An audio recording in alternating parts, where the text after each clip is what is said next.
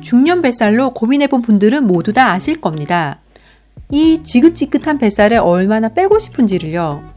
오늘은 뱃살을 정말로 빼고 싶은데 운동 시작을 주저하고 있는 중년들을 위해 이 영상을 준비했습니다. 그럼 왜 시작하는 것을 주저하게 될까요? 막상 살을 빼는 운동을 시작하자고 해도 어떤 운동 해야 할지도 모르겠고 괜히 관절에 무리가 갈까 걱정도 되기 때문이죠. 또한 굳이 헬스장이나 밖을 나가지 않아도 시간 날 때마다 틈틈이 집에서 혼자 할 수 있는 운동을 누군가가 자세히 알려줬으면 좋겠다는 생각도 들고요. 그래서 오늘 준비했습니다. 이 운동을 하게 되면 여성들은 갱년기로 인해 변형된 체형이 다시 아름답게 균형 잡히고 피부 열색도 맑게 되돌아오게 되죠. 또한 남성들은 하체 근육이 돌덩이처럼 되어 다시 한 번 더 폭발적인 20대 정력을 가질 수 있는 운동입니다. 살을 빼려고 시작했다가 체형도 잡아주고 근육도 단련시켜주는 최고의 운동이 바로 스쿼트입니다. SNS에는 매일 스쿼트를 한 뒤 사람들이 얼마나 변했는지 보여주는 수많은 사진과 영상들이 있죠. 지금부터 스쿼트를 쉽게 따라할 수 있는 방법과 몸이 변화하는 긍정적인 결과에 대해서 알려드릴게요. 영상 끝까지 시청하시고 지금 바로 따라해보세요. 좋아요와 구독도 눌러주시면 감사하겠습니다. 첫째, 살을 빼기 위해서 하루에 몇 번의 스쿼트가 필요할까요? 초보자라면 올바른 자세로 매일 20에서 30번 해야 해요. 등을 똑바로 유지하는 게 중요한데 벽에 기대어 서서 하거나 요가나 필라테스 스틱을 사용하는 것도 효과가 있습니다. 스틱을 승모근 위에 올려놓고 등을 너무 굽히지 않도록 주의하세요. 하루에 20번의 스쿼트는 근육통은 없지만 근육을 키울 만큼의 수준은 아닙니다. 이렇게 며칠 동안 하고 나서 강도를 높이고 자세를 마스터하시기 바랍니다. 더 이상 숨이 차지 않고 심장이 두근거리지 않으면 덤벨을 들거나 저항밴드를 사용하는 등 운동량을 강화하세요. 다리 근육을 더 키우고 싶다면 가장 좋은 반복 범위는 세트당 6에서 12회이고 3에서 5세트에 걸쳐 반복하시기 바랍니다. 근육이 긴장 상태를 가장 많이 유지하는 순간이죠. 횟수를 늘리는 것은 성장을 자극하는 핵심 요소이지만 6에서 12회 반복하는 것만으로는 충분하지 않습니다. 각 세트가 근육을 최대한 자극해야 합니다. 시간이 지남에 따라 점차적으로 더 많은 무게를 추가하거나 점진적으로 과부하게 걸리게 하는 걸 의미합니다. 물론 매일 스쿼트를 할 수는 없을 겁니다. 운동 사이에 적어도 하루는 휴식일이 필요하죠. 일주일에 3에서 4일만 운동을 하는 거에 좋습니다. 둘째, 스쿼트의 다양한 종류에 대해 알려드릴게요. 첫 번째 유형은 클래식 스쿼트입니다. 어깨 너비로 다리를 벌리고 팔은 몸을 따라 뻗고 숨을 들이마시면서 골반을 뒤로 젖히고 숨을 내쉬면서 시작 위치로 돌아갑니다.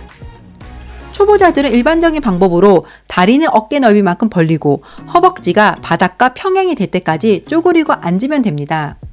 자신의 체중을 이용해 스쿼트를 할 수도 있고 중량을 증가하여 손에 덤벨을 들거나 어깨에 바벨을 메고 스쿼트를 할 수도 있습니다. 다음 유형은 플라이 스쿼트입니다. 둥근에 더 많은 강조가 있죠. 어깨 너비보다 훨씬 넓게 다리를 벌리고 양발을 직각으로 바깥쪽으로 돌리고 손을 허리 위에 두고 무릎도 직각으로 구부립니다. 다음 유형은 점프를 동반한 스쿼트 혹은 스쿼트 점프입니다.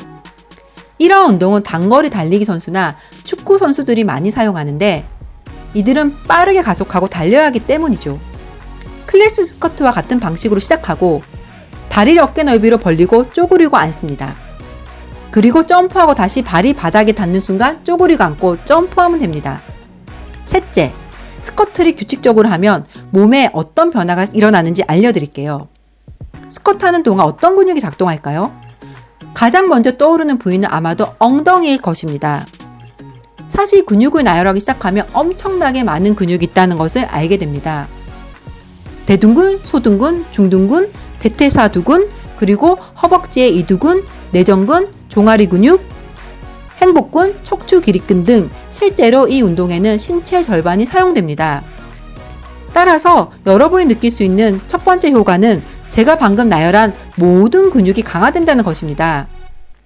즉 다리뿐만 아니라 복근에도 적용되죠. 근육 성장에 영향을 미치고 근육이 눈에 띄기 시작할 것입니다. 그래서 사람들이 어떻게 변했는지 보여주는 전후 사진들이 많이 있는 거예요. 예를 들어 달리기는 근육 성장에 영향을 미치지 않지만 스쿼트는 근육 성장과 외모에도 영향을 미칩니다.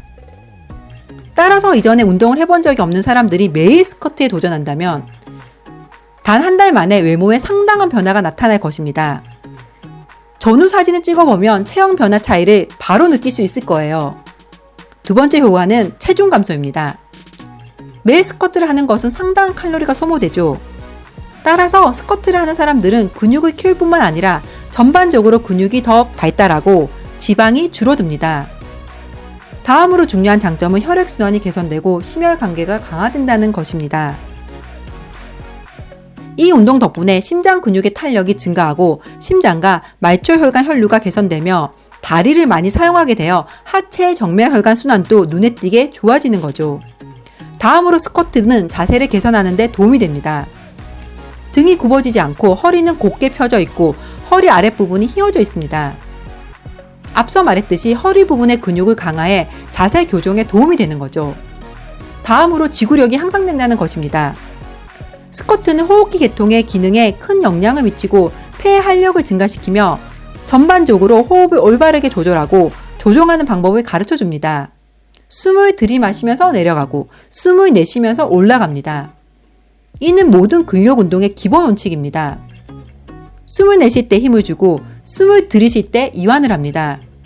따라서 스쿼트는 전반적인 지구력과 호흡기 건강에 도움이 됩니다. 다음은 엉덩이와 발목의 유연성입니다. 사실 규칙적인 스쿼트는 시체의 유연성을 크게 향상시키죠. 무릎과 허리 통증이 앉아서 생활하는 습관으로 인한 것이라면 매일 규칙적인 스쿼트가 치료에 도움이 될 것입니다.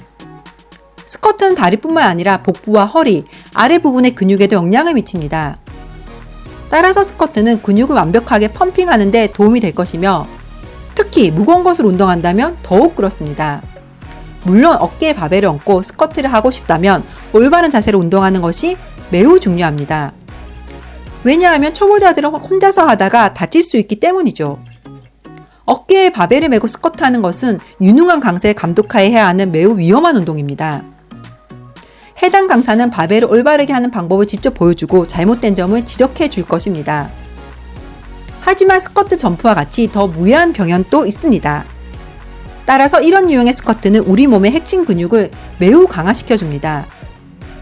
지금까지 체형과 근육 두 가지를 모두 잡아주는 최고의 운동 스쿼트에 대해 알려드렸습니다. 물론 이 방법 이외에도 음식을 활용해서 뱃살을 빼는 방법 등 다양한 방법들이 있습니다. 귀찮다고 포기하지 마시고 자신에게 맞는 방법을 찾아 오늘 바로 지금 실천해보면 바로 몸이 달라짐을 느낄 겁니다. 이 영상이 도움이 되셨다면 좋아요와 구독 눌러주시고 알림 설정해주시기 바랍니다. 앞으로도 여러분들의 더욱더 건강한 삶을 지키기 위해서 좋은 영상으로 찾아뵐 것을 약속드리겠습니다. 감사합니다.